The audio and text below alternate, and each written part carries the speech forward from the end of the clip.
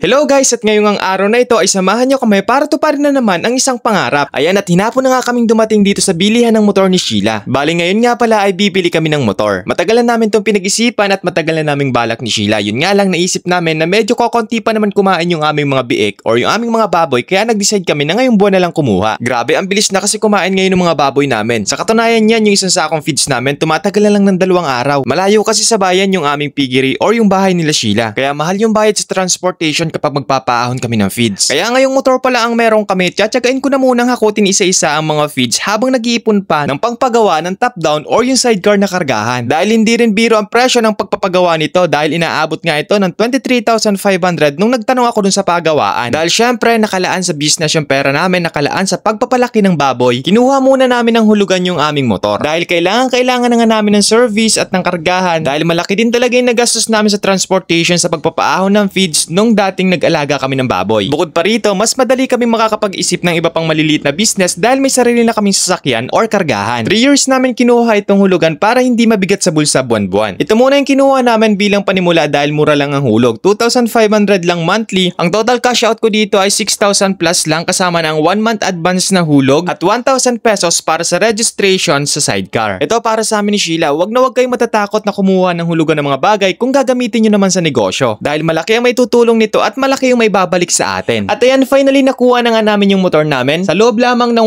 1 hour process. Sobrang saya nga namin ni Sheila dahil alam namin na magiging useful ito sa aming piggery. Saka masarap din talaga sa piling kapag alam mo na nakakapagpundar kayo ng mga bagay. Thank you po Lord sa tulong mo na iuwi na naman namin ang isa naming pangarap. After ko ma-break in yung motor, ito na nga yung ginagamit ko na panghakot ng feed sa aming baboy. Tara, samahan nyo kami ni Sheila na bumili ng feeds at ipapakita ko sa inyo yung aming dinadaanan. Ayan, at dahil nakilala nga tayo ng isang solid supporter dito, bibigyan natin ng sticker yan. Maraming salamat po sa walang sawang pagsuporta. Alam niyo ba kung bakit nagsikap din kami na magkaroon ng sariling kargahan? Dahil nga hindi natin hawak ang oras na may mga ari ng mga tricycle or mga kargahan, minsan hindi sila available. Kapag kukuha naman kami ng tricycle dun sa mga nakapila, mas lalong malaki ang aming ibabayad. Kaya kapag may sarili kang sasakyan, anytime available ka. Ayan, itinatali ko lang yung feeds para hindi malaglag sa likod ng motor habang tumatakbo tayo. Tamang-tama nga yung timing natin ng pag-aon ng feeds dahil hindi masyadong umuulan. Dadalawahin ko sana dito yung aking karga ng feeds, yun nga lang hindi kinakayo ng motor dahil umaangat yung unad kapag dumadaan sa mga ahoning lugar. Dito nga sa amin ay sinasamantala ko yung init ng panahon dahil tuwing hapon ay uso na rito ang umuulan. Sobrang ganda nga ng view ng daan dito kaya nakakapawi ng pagod habang nagmamaneho. 20 to 30 minutes ang biyahe papunta sa aming piggery mula bayan. Kaya ang bayad or pamasahe sa isang sako ng feeds ay katumbas ng isang tao. 50 pesos ang minimum na pamasahe dito sa amin. Pero syempre kapag kami nagpapaahon ng feeds, hindi kami nawawalan ng consideration dun sa tricycle driver. Especially kapag naulan, kailangan mo talagang tulungan yung tricycle na itulak para makaahon lamang. Yung nakikita nyo na dinadaanan ko ngayon, hindi pa yan yung pinakamaputik dyan dahil natutuyo pa nga yan dahil medyo mainit na ang panahon. Ngayon, kapag may sarili na kaming top down or yung sidecar na kargahan, malaki na yung matitipid namin dahil gasolina na lamang ang aming poproblemahin kapag magpapaahon kami ng feeds. Ayan, medyo malapit na tayo sa ating babuyan at sa mga hindi pa nakakaalam, meron kaming inaalagaan na 16 fatteners at saka 2 inahin. Sa pag-aalaga ng baboy, talagang maangapital ka dahil sobrang taas na ngayon ng presyo ng feeds. Pero ang live weight na baboy hindi tumataas. Dito sa amin, 140 to 135 pesos pa rin ang kilo ng live weight na baboy. At ayan, nakarating na nga tayo dito sa parking na kubo na ginawa ni Tito, papa ni Sheila. Bali, bababa ko lang to sa motor at tatawagin ko si Tito para buhatin yung feeds. Medyo mabigat kasi yung feeds, 50 kilos papunta rin sa bahay baboy. Dahil mag-aalas 12 pa nga lang ako dumating dito, abot na abot pa tayo dahil magpapakain na si Tita ng baboy. Ito yung medyo hassle dito, kailangan pang buhatin papunta rin sa bahay baboy yung feeds dahil hindi makadirect yung motor doon dahil malayo sila Sheila sa mismong kalsada. Tara, samahan nyo akong silipin at pakainin yung mga alaga naming baboy. Eto na sila ngayon, starter pa lang yung kinakain nila. 28 days na silang nakawalay sa kanilang mga nanay at ito naman yung 2 naming inahin. Ayan, kulay puti at saka yung isa ay may batik at balangan na kulay itim. Eto naman yung another 8 na inaalagaan namin at lahat ng inaalagaan naming fattening ngayon ay anak ng 2 naming inahin. Nakakatuwa dahil ang bibilis nila lumaki. Ayan, sa mga nagtatanong kung ano ba yung feeds na pinapakain namin, hindi ito yung sponsor pero ito yung pinapakain namin doon sa aming mga baboy. Kita nyo naman doon sa binili namin ni Sheila at dun sa tatak ng sako nung nakasakay sa motor. Ito na yung tatak na pinapakain namin mula pagka-bake nila at dun sa 2 naming inahin. Stay safe everyone and happy farming!